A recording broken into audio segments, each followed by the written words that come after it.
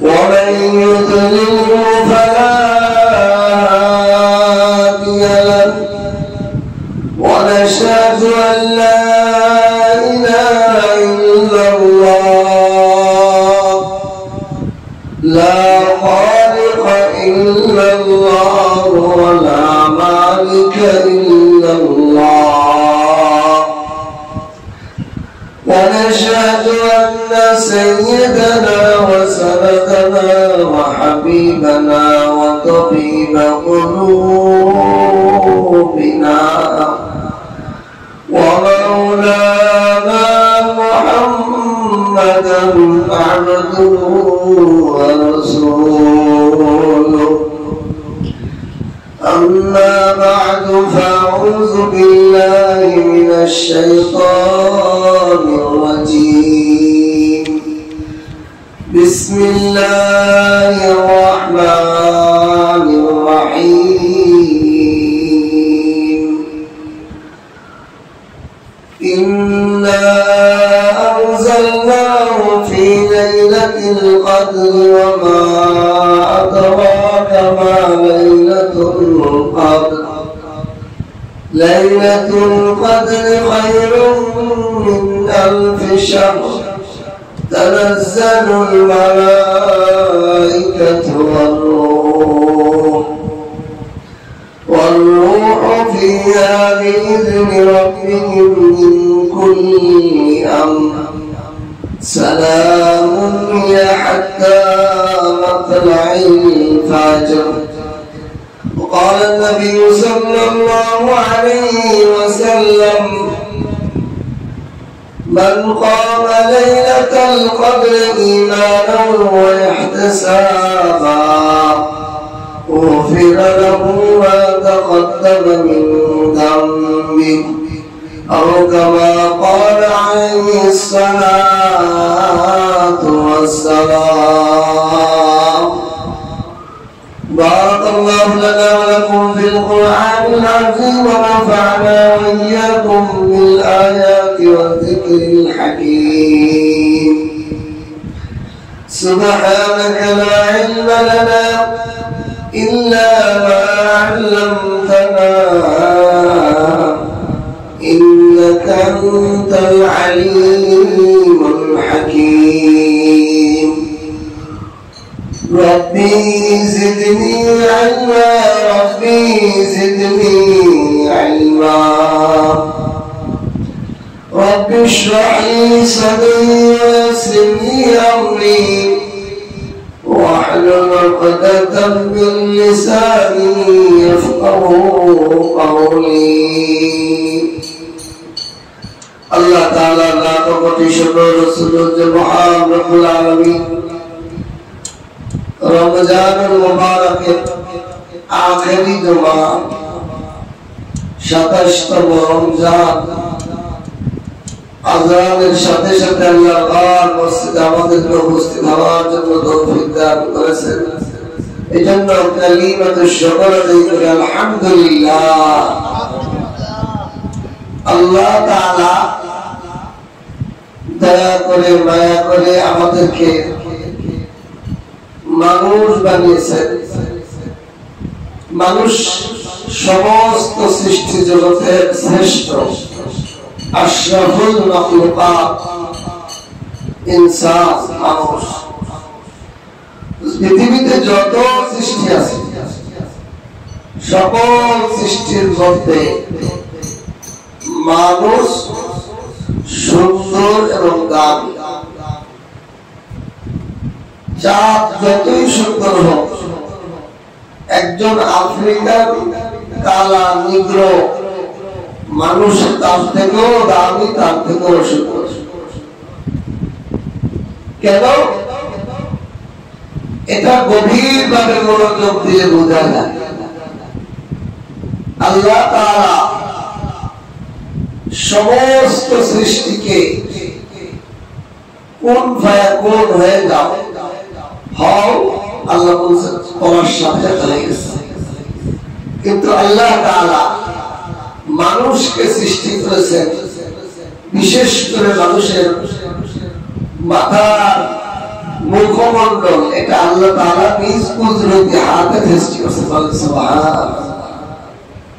এজন্য মানুষের চেহারা পৃথিবীর কারোর সাথে কারো মেলে না, এমনকি যুবক বাচ্চারও কিছু না কিছু পার্থক্য থাকে। আল্লাহ তাআলা আমাকে আপনাকে দয়া করে বানিয়েছেন, এত দাম দিয়েছেন কি জন্য? আল্লাহ পাকের ইবাদত বন্দেগী করার জন্য, আল্লাহ পাকের কাছে নিজেকে প্রতিষ্ঠিত করার জন্য, সম্মান করার জন্য আল্লাহ তাআলা আমাদেরকে অফার দিয়েছেন, এই সম্মান দিয়েছেন। এই জন্য কোরআনে কারীমের মধ্যে আছে পৃথিবীর বুকে অনেক মানুষ এমন থাকবে যে হাইওয়ান জানোয়ারের মতো নয়, বরং তার থেকেও অধম। বালহুম আদাল, হাইওয়ান জানোয়ারের থেকে আরো নিকৃষ্ট হয়ে যাবে। এত উত্তম মানুষ আবার নিকৃষ্ট হয় কেন? তাহলে বোঝা যায় মানুষকে আল্লাহ তাআলা দামি বানিয়েছেন, এই দামের পিছনে তার মেহনত আছে, তার চেষ্টা থাকতে হবে। সে এমনি এমনি দামি হতে পারবে, চেষ্টা যার নাই সে হাইওয়ান জানোয়ারের থেকেও নিকৃষ্ট হয়ে যাবে। আর যার চেষ্টা আছে সে ফেরেশতাদের থেকেও দামি। সমস্ত মাখলুকাত জান্নাত থেকেও একটা মানুষের দাম বেড়ে যাবে। সুবহানাল্লাহ। জান্নাত আল্লাহর সৃষ্টি না, তাহলে জান্নাতের থেকেও মানুষের দাম বেড়ে যাবে। বরং মানুষকে আল্লাহ তাআলা যখন জান্নাতে দেবে, জান্নাতি মানুষ পেয়ে জান্নাত খুশি হয়ে যাবে। আল্লাহ এই মুজাহাদা মেহনত করার জন্য আল্লাহ তাআলা আমাদেরকে দুনিয়াতে পাঠিয়েছেন। এখন এই মুজাহাদা ইবাদত বন্দেগী করে যে আল্লাহর সন্তুষ্টি অর্জন করব, কিন্তু আমরা আগের যুগের উম্মত এবং নবীদের দিকে যদি তাকাই, তারা হাজার বছর আছে, হাজার বছর ইবাদত বন্দেগী করছে। আর আমাদের হায়াতের কোন নিশ্চয়তা নেই, সর্বোচ্চ 60। এই হায়াত দিয়ে আমরা কিভাবে দামি বানাবো? হযরত নূহ আলাইহিস সালাম 950 বছর উম্মতকে ঈমানের পথে দাওয়াত দিয়েছেন। 950 বছর। এরপরে ফিরআউন হয়েছে, উনি বদ্ধ করছে, সারা পৃথিবীর জালেম কাফেরদেরকে আল্লাহ ধ্বংস করে দিয়েছে। এরপর আরো 150 বছর গেছে, প্রায় 1200 বছর। এই 1200 বছরের মতো হায়াত উনি পেয়েছেন। এখন আমরা তাদের সমান ইবাদত বন্দেগী করে কিভাবে আগাবো? আল্লাহ তাআলা আমাদেরকে অফার দিয়েছেন, ইন্না আনজালনাহু ফি লাইলাতিল কদর, নিশ্চয়ই আমি কোরআনকে নাযিল করেছি কদরের রাতে, সম্মানিত রাতে, ভাগ্যের রাতে। ওয়া আদরাকা মা লাইলাতুল কদর, হে নবী আপনি কি জানেন এই কদরের রাতের মূল্য কত, এই কদরের মর্যাদা কত? এটা কি আপনি জানেন? কদর কি, কদর কেমন? লাইলাতুল কদরি খায়রুম মিন আলফি শাহর, এই একটা রাত 1000 মাস থেকে উত্তম। সুবহানাল্লাহ। 1000 মাস থেকে উত্তম। 1000 মাস বলে আল্লাহ ফেলেনি, বলছেন 1000 মাস থেকেও আরো উত্তম। একটা রাত, তাতে যদি 1000 মাস ধরা হয়, 1000 মাস ধরা হয়, আবার আল্লাহ বলেন নাই কয় হাজার, 1000 মাস, 1000, 2000 এরকম কোন কিছু বলেন নাই, 1000 মাস। এই 1000 তো 100,000 হতে পারে, 100 কোটি হাজার হতে পারে, ঠিক কিনা? যদি সর্বনিম্ন 1000 ধরা হয়, তাহলে 83 বছর 4 মাস। সুবহানাল্লাহ। একটা রাত যদি আমি আপনি ইবাদত করি আল্লাহ পাকের সন্তুষ্ট অর্জন করতে পারি, সর্বনিম্ন যদি 1000 ধরা হয় 83 বছর 4 মাস আল্লাহর রাস্তায় ইবাদত করার সওয়াব আমার আপনার আমলনামায় আল্লাহ দিয়ে দিবে। সুবহান। আর যদি এটাকে আরো বহু হাজার ধরা হয়, তাহলে একজন মানুষ একটা বছরে যদি একটা কদর পেয়ে থাকে 83 বছর, 10 বছর বাঁচলে 900 বছর, এরকম যদি সে 20 বছর 40 বছর বাঁচে, তো নূহ আলাইহিস সালামের থেকেও আরো বেশি হায়াতের ইবাদত সে নিয়ে উঠতে পারে। বলেন সুবহানাল্লাহ। সিস্টেম রাখছেন আল্লাহ তাআলা, কিন্তু আমরা মুকার সমাজে এত বড় একটা এলাকা, এত একটা মসজিদ, একজন কদর নেওয়ার জন্য থেকে আছে। উচিত ছিল এলাকার প্রত্যেকটা মানুষ এতে করে বসে যাওয়া, কারণ সে তার একার সবার দরকার না, আমাদের সবার।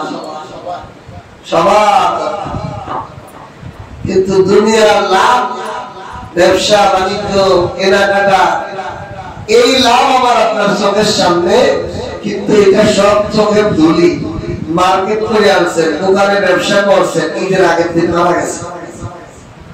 বলেন এই মার্কেট, এই নতুন পোশাক, এই টাকা পয়সা, 1 পয়সাও আপনার কাজে লাগলো? আর যদি আমি আপনি গ্রামে বসিয়া যাইতাম,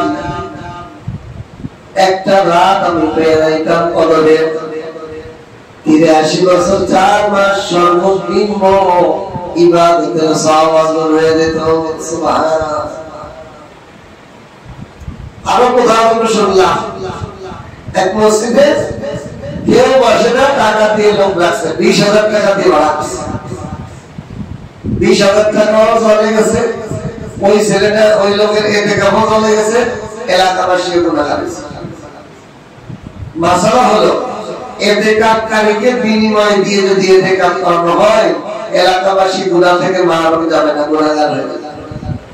স্বতঃস্ফূর্তভাবে নিজের থেকে আল্লাহর সন্তুষ্টির জন্য কোন কিছু পাওয়ার আশায় যদি কেউ এতেকাম করে দুনিয়া, তাহলে এতেকামও কবুল হবে না, এলাকাবাসীও গুনাহগার থেকে বাঁচতে পারবে, সবাই গুনাহগার হয়ে যাবে। এই জন্য যারা মসজিদ কমিটি থাকে তাদের উচিত, কমিটি কি জন্য? কমিটি তো প্রথমে আগে ধারাবাহিক কাছে নিজে, কি বলে, মসজিদ কমিটির কাজটা মসজিদ টাকা উঠলে গুনাহগুলি করা। মসজিদ কমিটি মসজিদের এলাকার মানুষের থেকে গুনাহগার থেকে বাঁচাবে। তারাও তো তাদের মধ্যে থেকে ভাগ ভাগ করে যারা কমিটির সদস্য 2 জন করে থাকা দরকার। তাহলেই তো মসজিদ কখনোই মসজিদের এলাকাবাসী গুনাহগার হতে পারবে। আল্লাহ তাআলা আমাদেরকে বোঝান। এই কদরের রাত এমন একটা দামি রাত, আল্লাহ তাআলা বলেন লাইলাতুল কদরি খায়রুম মিন আলফি শাহর। এই একটা রাত উত্তম 1000 থেকে 1000 মাস থেকে। এখন আরবি ব্যাকরণে একটা নিয়ম আছে, আলফুল মানে 1000, আরবিতে লক্ষ কোন আরবি নেই, শব্দ নেই। আমাদের বাংলাদেশে একক, দশক, শতক, হাজার, অযুত, লক্ষ, নিযুত, কোটি, এর আছে না, বিলিয়ন, ট্রিলিয়ন। আরবি ভাষায় এই হাজারের উপরে কোনো শব্দ নেই। এখন লক্ষ বানায় কেমনে? হাজারের শব্দটা বানায় না, হাজারের শব্দ বানায় না, কি বানায়? লক্ষ, কোটি, সব। এই হাজারের শব্দ ছাড়া লক্ষ কোটির কোন আলাদা শব্দ আরবি ভাষা। তাহলে যদি আমরা হাজারের অর্থ করি, তাহলে এই রাতের অর্থ তো পরিপূর্ণ হবে। এই রাতের অর্থ করতে হবে বিলিয়ন বিলিয়ন মাসের থেকে উত্তম।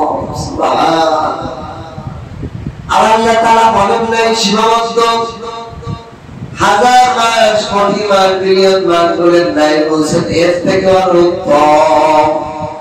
আর উত্তম হইতে হইলে কি, ধর একজনের বেতন হলো 5,000 টাকা, তাহলে আপনি 1,000 টাকা দিলেন, এটা উত্তম হইল? উত্তম তো হবে এরকম যে আপনি বেতনের 3 ডাবল দিয়ে দিচ্ছেন, তখন সে বুঝবো না ঠিক কিনা। উত্তম মানে যা সে চাই নাই এমন জিনিস পেয়ে গেছে, সে ধারণাও করে নাই যেমন জিনিস পেয়েছে, এটা বলা হয় উত্তম। আল্লাহ তাআলা বলেন 1,000 মাস, 1 কোটি মাস এরকম নয়, কত যে মাস হবে তার কোনো সীমানা আমি দেই না। সুবহানাল্লাহ। একটা রাত এমন আল্লাহ তাআলা আমাদেরকে দিলেন এই ছোট্ট আয়াত, এর মধ্যে 4টা রাত আমাদের থেকে বিদায় নিয়েছে, আর একটা রাত আছে সামনে, ঈদের রাত আছে। দেখেন হাদিসের মধ্যে আছে যে কোন ব্যক্তি যদি ঈদের রাতে ইবাদত করতে তাহলে আল্লাহ তাআলা কিয়ামতের ময়দানে তাকে হাসি মুখে কিয়ামতের ময়দানে উঠাবে। বলেন সুবহানাল্লাহ। ঈদের রাতে ইবাদত করলে তার অন্তর মরে না, অন্তর আনন্দিত থাকে, কিয়ামতের ময়দানে সে হাসি মুখে কিয়ামতের দিন উঠবে। আল্লাহ তাআলা এই ঈদের রাতের মর্যাদা সবে কদরের রাতের মতো ফজিলত আছে।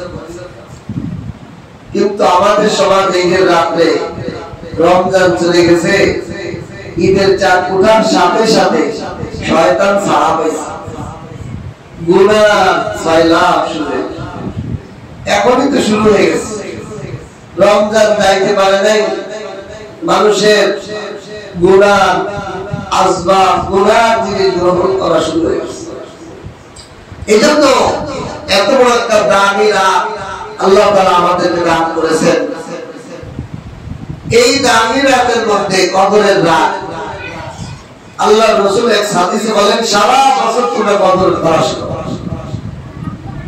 সারা বছর না পারলে রমজান মাস গুলো তালাশ করো, রমজান মাসের শেষ দশকে তালাশ করো, শেষ বেজর রাতগুলো তালাশ করো।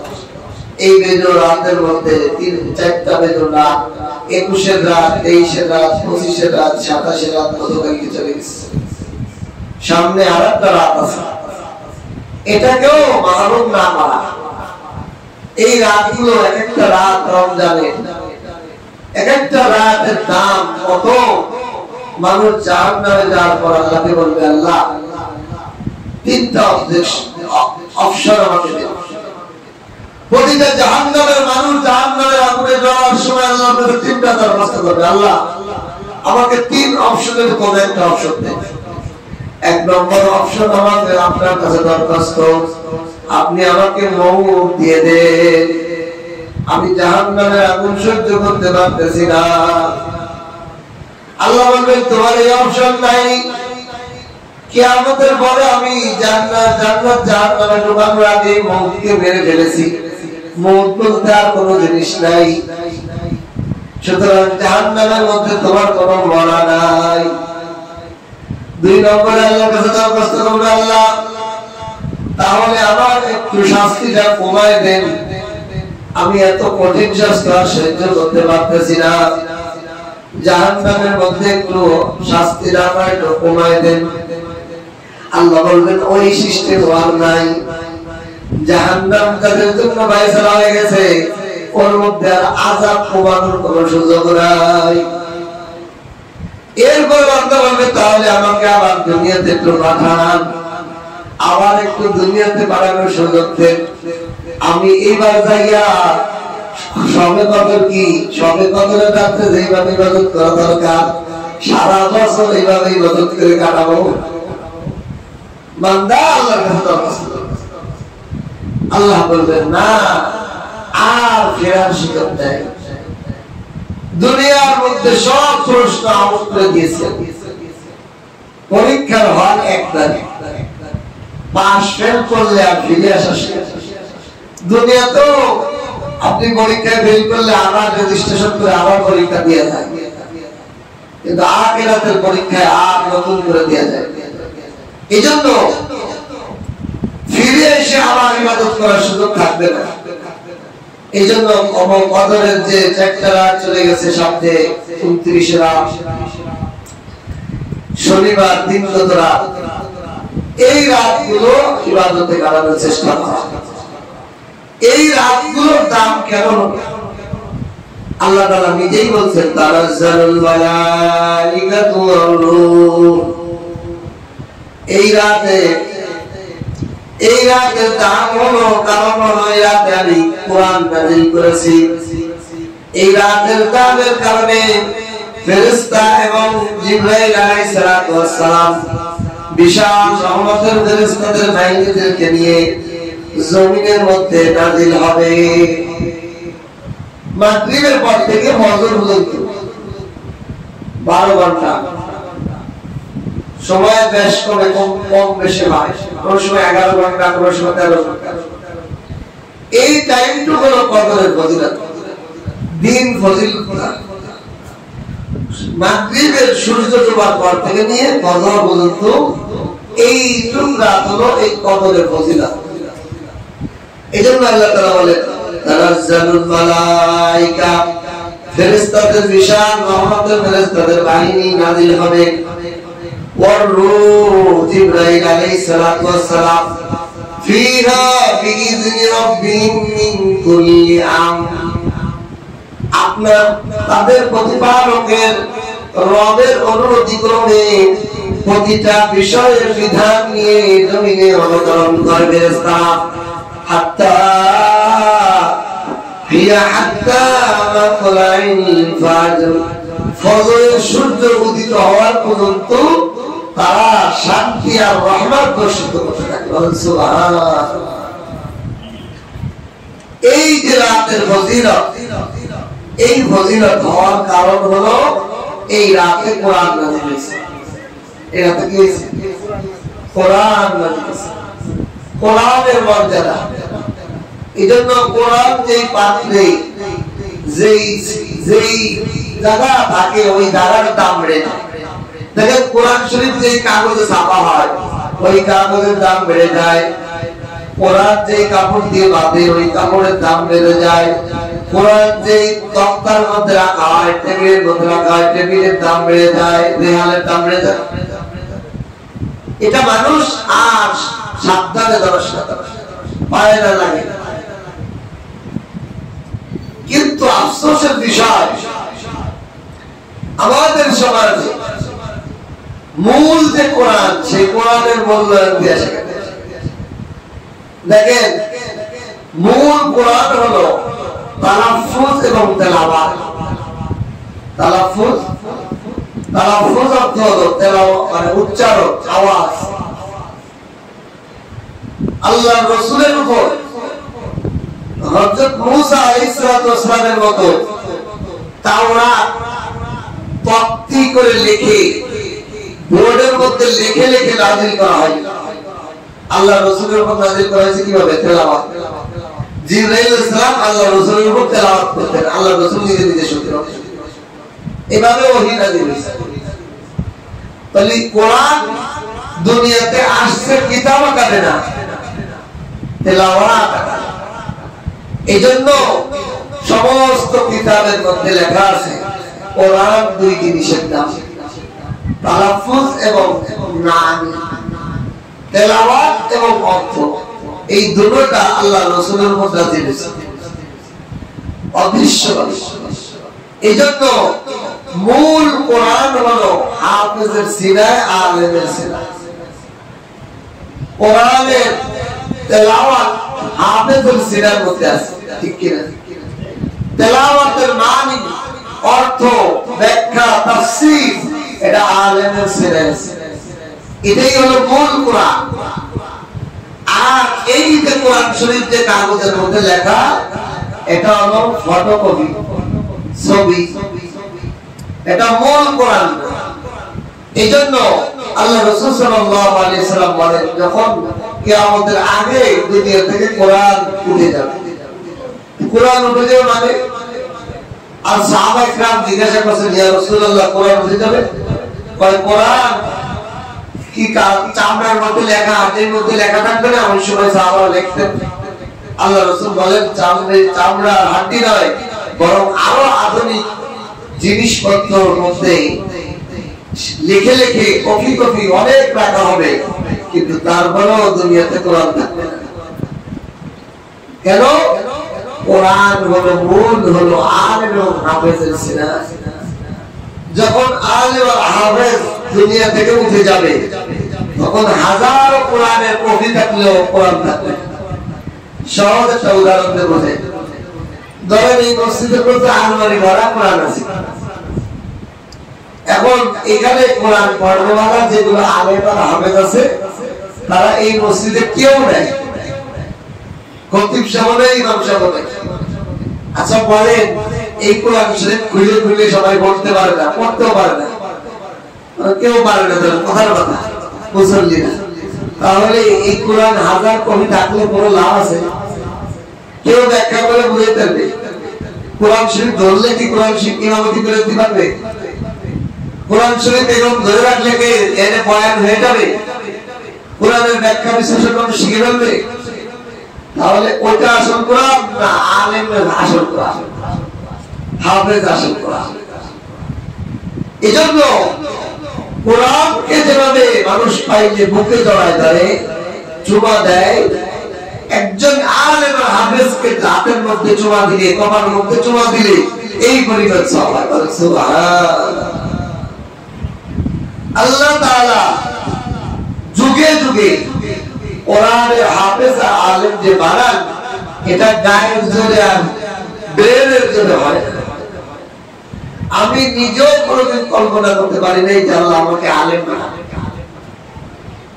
যত মানুষ দুনিয়াতে হাফেজ হয়েছে জিজ্ঞাসা করে দেখেন, সে তার ভিতর হুট করে আল্লাহ ঢুকাই দিছে, সে আগ্রহ হয়েছে, সে তার সাথে হাজারো মানুষ এলম শিখার জন্য মাদ্রাসা চাইছে, কিন্তু সবাই আলেম আর হাফেজ হতে পারে নাই। আল্লাহ যাকে বানান এটা নিজ কুদরতে হাতে বানান, কোন মানুষের এখানে হাত নেই। আল্লাহ আর রহমান আল্লামাল কোরআন। আল্লাহ বলেন, আমি দয়াময় আল্লাহ, জমিনের মধ্যে যার প্রতি সর্বোচ্চ দয়া করি তাকে আমি নিজে আল্লাহ কোরআন শিখাই। একটা ছাত্র 10 বছর 15 বছর পরেও হাফেজ হতে পারে না, আর একটা ছাত্র 2 মাসে হাফেজ হয়ে যায়। বেরেনে চলে আল্লাহ, এটা পুরো আল্লাহ তাআলার হাতে। আমি জোর করে আলেম হতে পারবো না, আপনি বলতে বানাইতে পারবেন না, এটা আল্লাহ থেকে হয়। এজন্য দুনিয়ার দেখবেন মাদ্রাসায় অনেক ছাত্র দেয়, হাজার হাজার ছাত্র ভর্তি হয়, কিন্তু কয়েকজন আলেম আর হাফেজ অনেক জোরে। এটা আল্লাহ তাআলার কুদরতি বিষয়। এজন্য এটা আল্লাহ প্রদত্ত একটা দান। এজন্য যে আলেমকে হাফেজকে চুমা দেয়, সে কোরআন শরীফ চুমা দিয়ে বেরিয়ে যাবে। কারণ ফটো চুমা দিয়া বেশি ফায়দা নাকি আপনি আপনার বাচ্চারে চুমা দিলেন আর বাচ্চার ছবিতে চুমা দিলেন, কোনটা বেশি দাম? স্বয়ং বাচ্চারে চুমা দিলে বাচ্চা বেশি খুশি হবে, আর ফটোরে যদি আপনি সারা জীবন চুমান বাচ্চা খুশি হবে। আল্লাহর কোরআন হলো আলেম এবং হাফেজ, এদেরকে সম্মান করা, মোলাকাত করা, তাদের সাথে ভালোবাসা আদান প্রদান করা। এই যে দেখেন রমজানুল মুবারক, হাফেজ আলেমদেরকে রমজানে আপনার তারাবির হাদিয়া দেন। কালকে এক মুসল্লিকে বলতেছে যে হুজুর আমি আপনাকে গরিব মানুষ 200 টাকা হাদিয়া দিলাম তারাবির। আমি বললাম দেখেন বোঝার জন্য বলতেছি, আসলে টাকা পয়সার অর্থের লোভ, অর্থের প্রতি আবেগ প্রতিটা মানুষকে আল্লাহ তাআলা সৃষ্টিগত ভাবে বাকি অর্ধেক লোভ থেকে নিজেকে সামলায় যাওয়া। ধন সম্পদের লোভ মানুষকে ক্ষতি করে, অনেক আনন্দের উপর ক্ষতি করবে, এমন ক্ষতি করে ফেলে তার অল্প টাকায় হয় না। তখন কি করে? তাবিজ দেয়, পানি ভরা দেয়। এই তাবিজে 2000 টাকা, 5000 টাকা, এই পানি ভরাতে 5000 টাকা। ধরেন আমি বলি, আপনাদের এই মসজিদ ওই বাজারে থাকি, এই দুই মসজিদে যদি আমি কিন্তু পানিতে ভুদিয়া বাবদ 100 টাকা দিতাম, তখন মাসে লাখ টাকা কামাই যেত। কিন্তু কেউ বলতে পারবে না যে আমি পানি ভরা থেকে তাবিজ দিয়ে কাজ। হ্যাঁ, মানুষ আসে লোকের জন্য দিই। আল্লাহ লোক মানুষকে ক্ষতি করে ফেলে। তাই বললাম, দেখেন আমাদের সমাজে কিছু কিছু আমরা জনগণের কারণে আলেমরা নষ্ট হয়ে যায়। অনেক হুজুররা, স্বাভাবিক মানুষ, ইমাম খতিবরা নষ্ট হয়ে যায়। কেন নষ্ট হয়? যে আমরা 30 দিন তারাবি পড়ি, 50 টাকা 100 টাকা হাদিয়া দিই। আচ্ছা বলেন, আমি যে কেরাত সূরা কেরাত পড়ি, এগুলোর মধ্যে হাজার ভুল না? সাধারণ মানুষের কেরাত ভুল না? যেই সাধারণ মানুষ কোরআন শরীফটা সহি করে পড়তে পারে, তার একজন সহিহ ইমামের পিছে নামাজ পড়ার কারণে তার নামাজটা শুদ্ধ হয়ে গেল। এই নামাজের মূল্য কোটি কোটি বিলিয়ন টাকা দিলেও কি পরিশোধ হবে? এর মূল্য দেওয়া সম্ভবই না।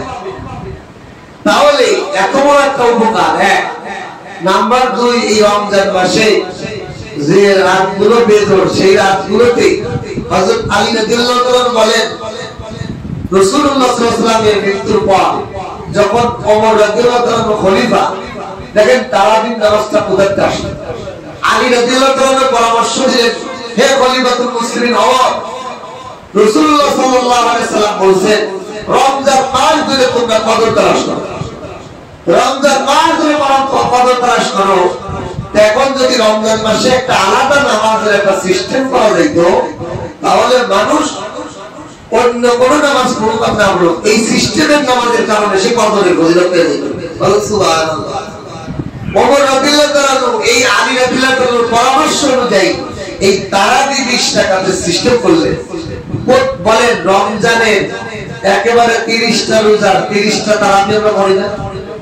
কয় টাকা পড়ি? 20 টাকা।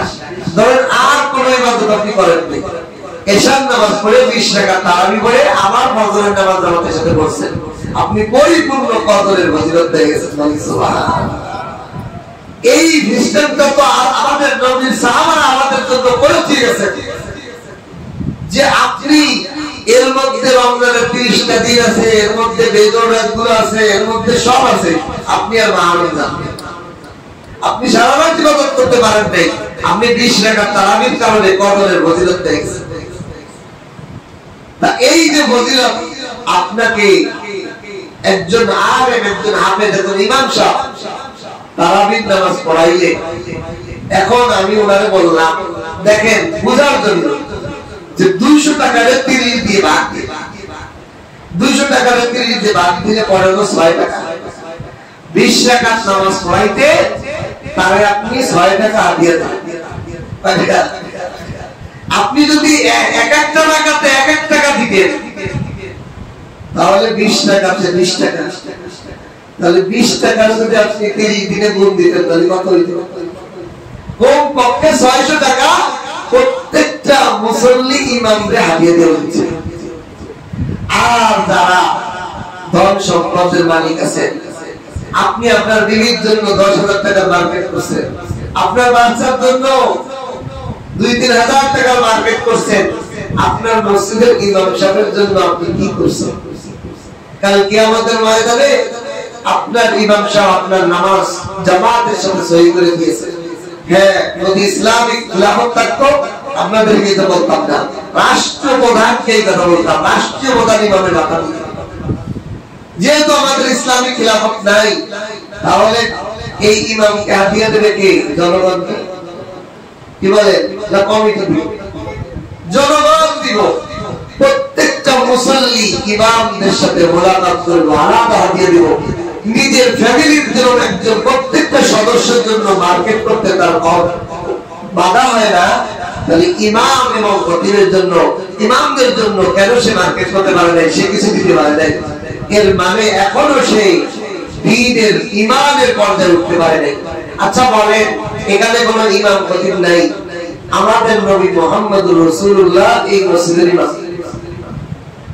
আচ্ছা বলেন, আপনারা মুসল্লি হিসেবে এখানে যে ইমাম সাহেব আছে তিনি হলেন নবী মুহাম্মদুর রাসূলুল্লাহ। আপনি কি আপনার বাপ বিবি বাচ্চার জন্য সব মার্কেট করবেন? আপনি নবীকে কি হাতিয়ে দেবেন না? কি বলেন?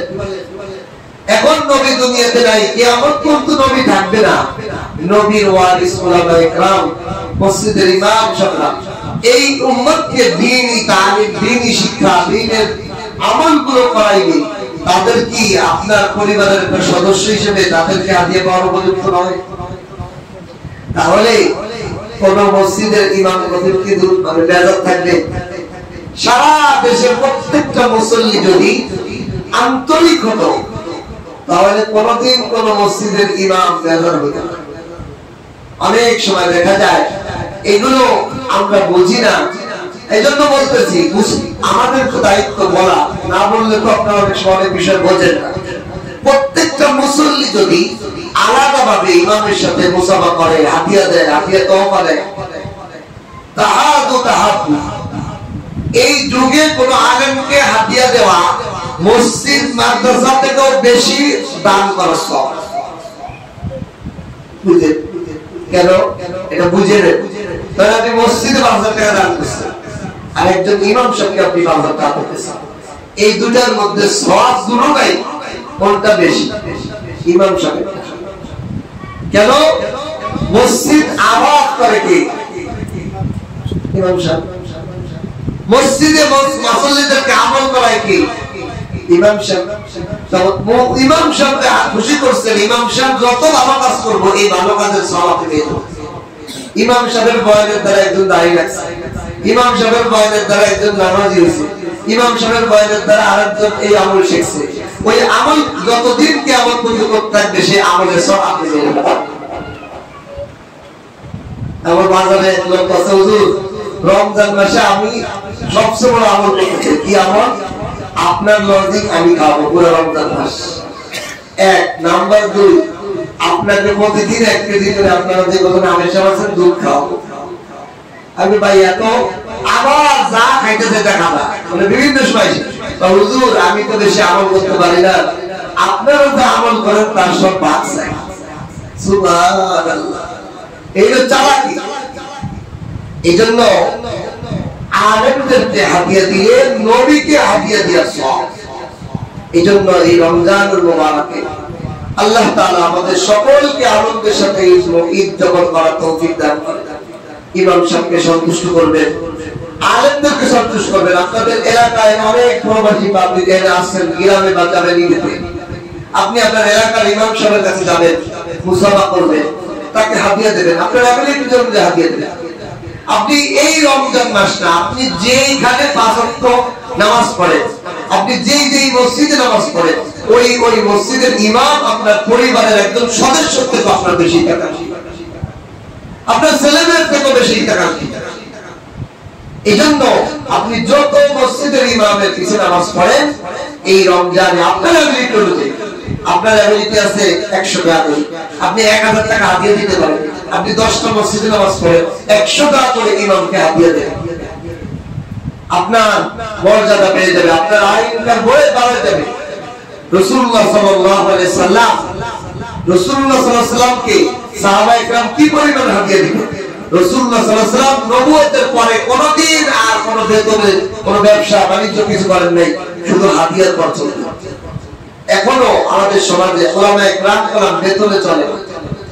আমরা বেতন কত পাই? সবচেয়ে কম বেতন একজন দিন মজুর যে রিকশা ভ্যান টানে তার মাসিক ইনকামের পরিমাণ একজন ইমাম সাহেবের বেতন নেয়।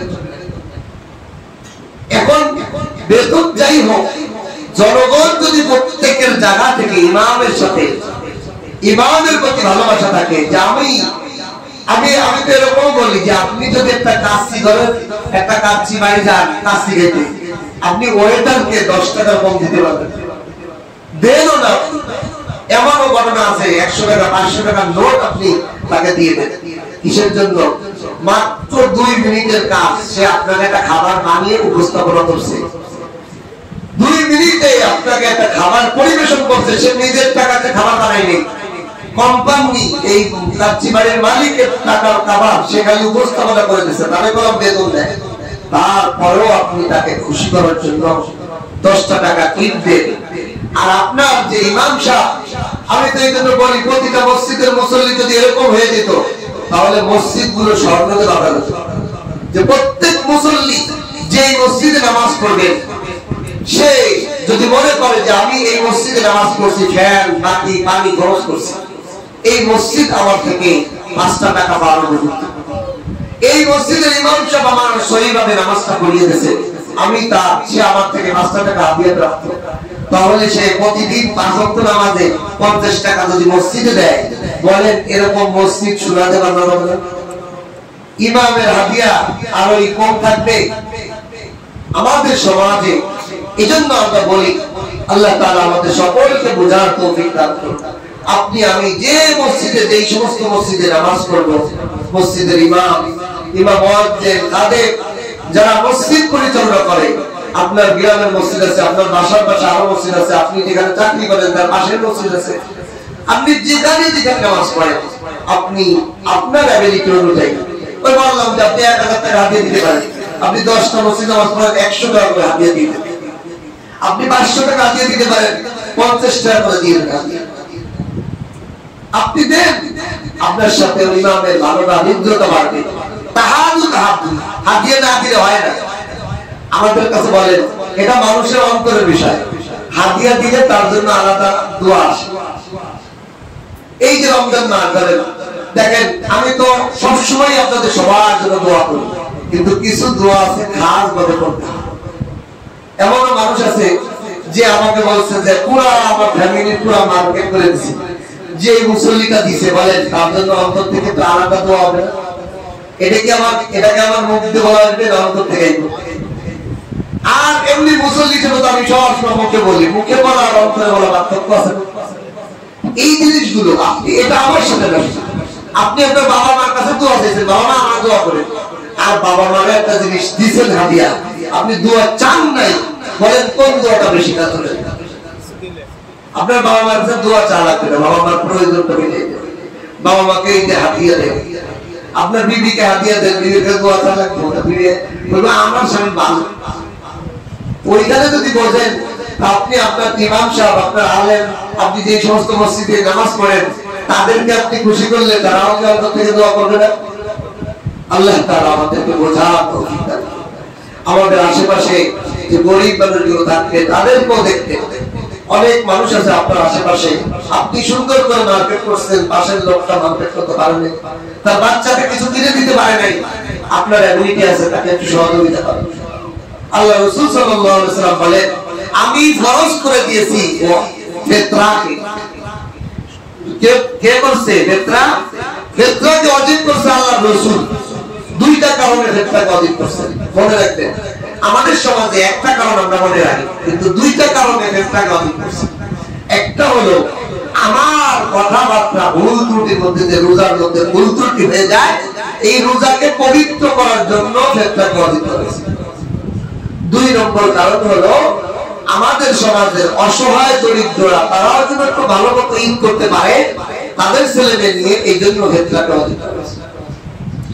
এই জন্য এই ফিতরাটা আদায় করা, আপনার আশেপাশে যে লোকগুলো বসবাস করে, আপনার গ্রাম, আপনার ভাই বোন, আপনার আত্মীয় স্বজন, আপনার খালা চাচা, এদের মধ্যে খবর দেওয়া যে আমার এরা কিভাবে ঈদ করতেছে, এরা কি কোনো কেনাকাটা করতে পারছে কিনা, এরা কি সেমাই কিনতে পারছে কিনা, এরা কি একটু গোস্ত কিনতে পারছে কিনা, গরুর গোস্ত না পারেন একটা মুরগির পোল্ট্রি কিনে দেন তাকে। আপনার এইটা হলো উপযুক্ত টাকা। ফিতরার টাকাটা আমরা ভালোভাবে বুঝি না। ফিতরার টাকাটা পুরোপুরি মূল হলো আমার আশেপাশের দরিদ্র যারা ঈদটা সুন্দর করতে পারতেছে না, স্বামী স্ত্রী ঝগড়া, মার্কেট করতে পারে না, বাচ্চা কান্নাকাটি করে বাবার দিকে, বাবা দিতে পারে না, টাকা দেয় না, একটা নতুন জামা, একটা নতুন গেঞ্জি কিনে দিয়ে কমিউনিটি নাই, তাহলে আপনি বেতন টাকা দিয়ে বলেন ভাই আল্লাহ তাআলা আমাদের সমাজ বোঝার তৌফিক দান করুন। এই কাজগুলো আমরা ইনশাআল্লাহ করব, বেতন আদায় করব, যাকাত যাদের এখন আদায় হয়নি যাকাত দিয়ে আদায় করব। আপনাদের বলেছি আমার লিঙ্গা হোর্ডিং আছে, আপনারা আপনাদের আত্মীয় স্বজনকে সম্বোধন দিবেন। এরপরে সর্বোত্তম হলো লিঙ্গা হোর্ডিং মাদ্রাসা যারা যাকাতের উপযুক্ত তাদেরকে দিবেন, আমার কাছে যারা মারেন দিবেন, নিজেদের আত্মীয় স্বজনের মধ্যে যারা খাস করে অসহায় তাদেরকেও দিবেন যাতায়াত বেতন টাকা। আল্লাহ তাআলা আমাদের সকলকে সুন্দরভাবে এই রোজাগুলো শেষ করে এই দাবি উদযাপন করার তৌফিক দান করে বলেন আমিন। আল্লাহ তাআলা আমাদের সকলকে সন্তুষ্ট চিত্তে ঈদের আমল করার, বাকি 29 রাত ঈদের রাত, এই দুটো ইবাদতের রাত, এই দুটো ইবাদতের রাত ইবাদত করে আল্লাহ সন্তুষ্ট করার তৌফিক দান করে বলেন আমিন।